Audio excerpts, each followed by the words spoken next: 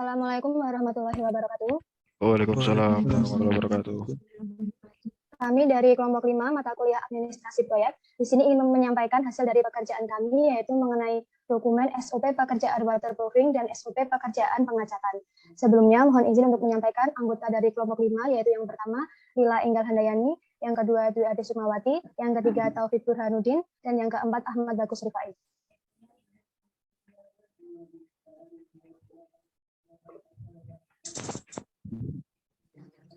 Pengertian umum mengenai standar operating prosedur atau SOP, yaitu merupakan dokumen proses penyelenggaraan administrasi yang berisi cara melakukan pekerjaan, waktu pelaksanaan, tempat pelaksanaan, dan juga siapa yang melaksanakan. Dokumen ini bersifat baku dan resmi. Fungsi dari SOP yaitu yang pertama sebagai panduan kerja, yang kedua sebagai dasar hukum, yang ketiga memberikan informasi yang berkaitan dengan pekerjaan, dan yang keempat yaitu sebagai pedoman disiplin kerja.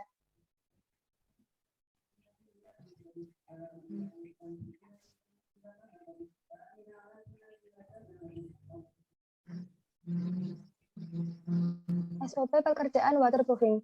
Pekerjaan waterproofing adalah sebuah prosedur yang dilakukan untuk membuat sebuah objek menjadi tahan atau kedap terhadap air. Sebuah konstruksi bangunan biasanya menggunakan lapisan waterproof untuk melindungi dan menjaga ketahanan struktur bangunan tersebut. Ruangan yang umumnya diberi lapisan waterproof adalah ruangan bawah tanah atau basement, atap, dan area basah lainnya. Air dapat masuk ke ruangan bawah tanah atau basement melalui engsel, dinding, atau lantai. Jika tidak dilindungi dengan sempurna, bangunan akan mengalami kerusakan karena air. Tujuan dari pekerjaan waterproofing yaitu untuk membuat sebuah objek menjadi lebih tahan atau kedap terhadap air. Ya, selanjutnya saya lanjut dengan perkenalkan, nama saya Ahmad Bagus Rifai. Di sini akan menjelaskan terkait standar operasi prosedur atau SOP pengenyatan waterproofing coating.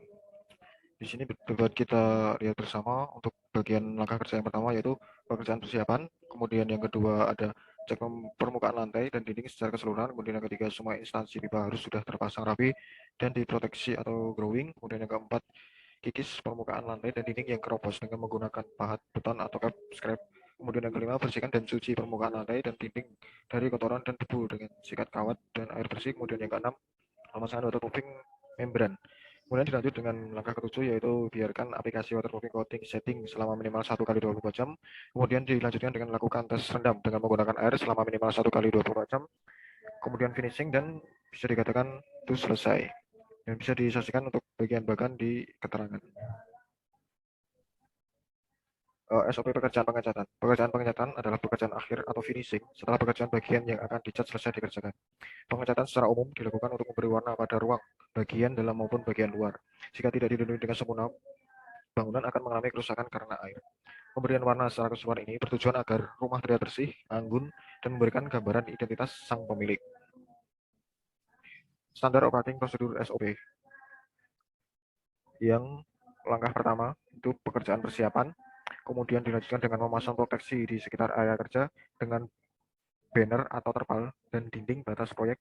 Yang ketiga, setting scaffolding di area yang akan dicat sesuai standar K3. Kemudian yang keempat, pastikan pijakan kuat dan terpasang dengan baik. Kemudian yang kelima, kaitkan body harness dan pasang railing scaffolding.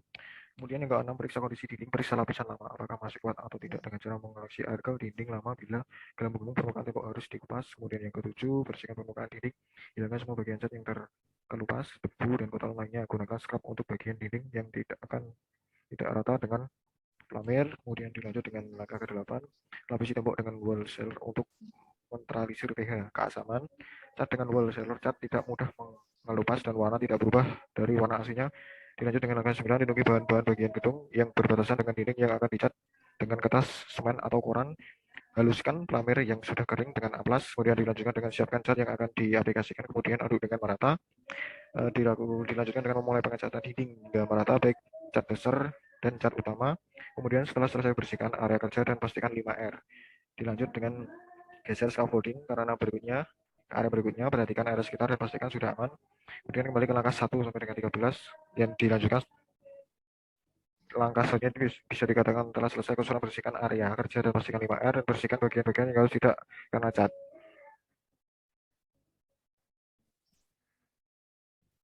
Selanjutnya untuk resource alat yang pertama yang digunakan adalah scaffolding, kuas, roll, ember, scrap, sikat kawat, dan bahan beton. Kemudian untuk material yang digunakan ada coating non-toxic semen non-sink, cat primer, cat emulsi, air kerja, polimer waterproofing. Kemudian untuk manpower-nya ada kerja, tukang cat, kepala tukang, dan mandor. Manajemen kualitas. Quality assurance. Yang pertama, memastikan metode kerja yang telah disetujui dilaksanakan sesuai dengan metode kerja. Dokumen kontrak dan vendor dokumen. 2. Metode kerja harus diketahui oleh setiap orang yang terlibat dalam pekerjaan. 3. Memberikan ITP dan memastikan checklist internal persiapan pekerjaan yang telah dipenuhi sebelum pekerjaan dilaksanakan. 4. Melakukan identifikasi semua material, alat, prosedur, sumber daya, dan manajemen agar tercapai pekerjaan yang baik. Kemudian yang quality control, untuk yang pertama, pekerjaan telah disetujui sebelum melaksanakan pekerjaan. 2. Melakukan kontrol pada ITP dan menjamin dapat terlaksana. 3. Melakukan upgrade ITP guna meningkatkan mutu hasil pekerjaan. 4. Mempersiapkan rencana, prosedur, dan dokumen pekerjaan. 5. Urutan setiap pekerjaan mengikuti metode kerja termasuk pengakhiran. 6. Melakukan kontrol mutu terhadap hasil sesuai ITP dan memastikan rekam mutu disimpan dengan baik.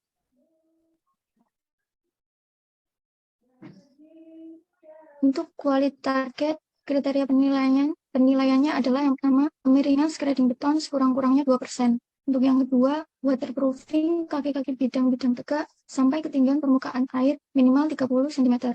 Untuk yang ketiga, volume jumlah lapisan pengecatan permukaan dinding rata memenuhi spesifikasi teknis.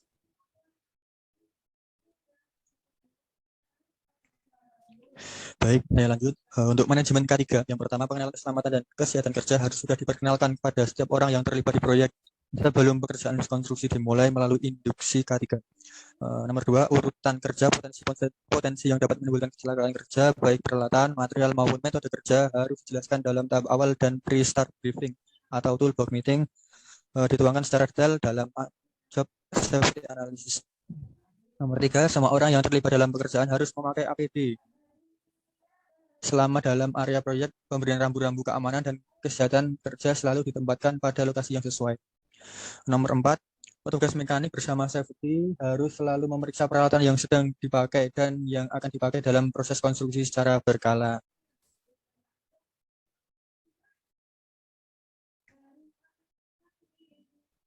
Hal-hal khusus yang memerlukan perhatian.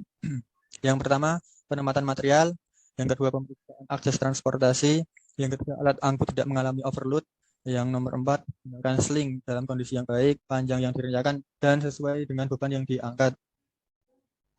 Nomor 5, perhatian ditujukan secara khusus pada material kimia atau admixtur, berikan tempat khusus dan tanda khusus.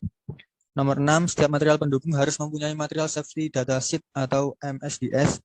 Poin F, peralatan perlindungan kerja yang harus dipergunakan adalah yang pertama, yaitu helm, kemudian safety shoes, safety gloves, full body harness, safety vest, safety glasses, ear plug, face shield, dan apron.